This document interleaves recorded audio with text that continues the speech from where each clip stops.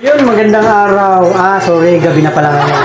Papakita ko lang sa inyo yung aking setup na solar. Naka-hybrid na ako na 1 kilowatts. PowerMR yung brand niya. Kung nakikita niyo sa taas ko, yun yung ATS natin. Automatic switch siya. Yan siya. Tapos ito yung ating baterya. At ito yung ating mga setup na multi-digital meter. Multi-function digital meter. Naka 23 watts tayo ngayon na konsumo. Tapos itong surge protection natin, hindi pa ito nakakasetap. Hindi ko pa natatap dito sa ating solar panel. Ngayon, nakababa itong solar natin kasi gabi. Pero pwede natin itaas yan para bukas. Automatic siya magkakarga dito sa ating bagong hybrid inverter. Ito siya. 1 kilowatts ito. Lahat ng appliances nyo, basta dito taas sa 1 kilowatt is equivalent to 1,000 watts. Kahit mga 900 watts lang pababa, okay na yan. Huwag lang tataas sa 1,000 or 1 kilowatts na load ng inyong appliances sa bahay ay pwede dito.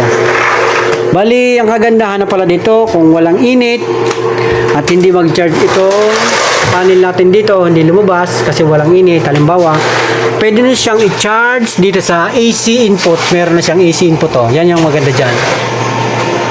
Saksak nyo lang sa kuryente, sa Soreco, Meralco, tap nyo dito sa AC input, automatic, mag-charge na siya dito sa inverter nyo. Papunta dito sa battery. So yun. Ito pala yung mga spec dito. PowerMR 1 kilowatts ito mga paps. So yun, napakaganda ng ating setup.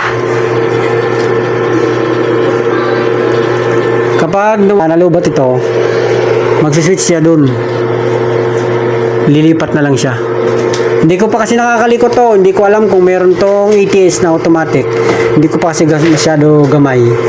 At ito naman yung kanyang, may filter siya dito sa loob nito, may foam para hindi masyado mapasukan ng mga hayop-hayop, butiki o kung ano man, ipis. Yan, ang kabilaan yan. Dito meron din. Tapos ito yung blower natin, dalawa yan. Kaya hindi siya basta-basta umiinit. So yun, update ko na lang kayo. Dahil ngayon ay nakaload lang sa atin muna yung ilaw.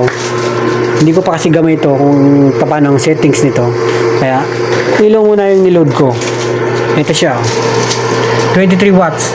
3 ilaw. Isa sa labas, 2 dito sa loob, sala at sa kwarto. So yun, maraming salamat. Geng geng.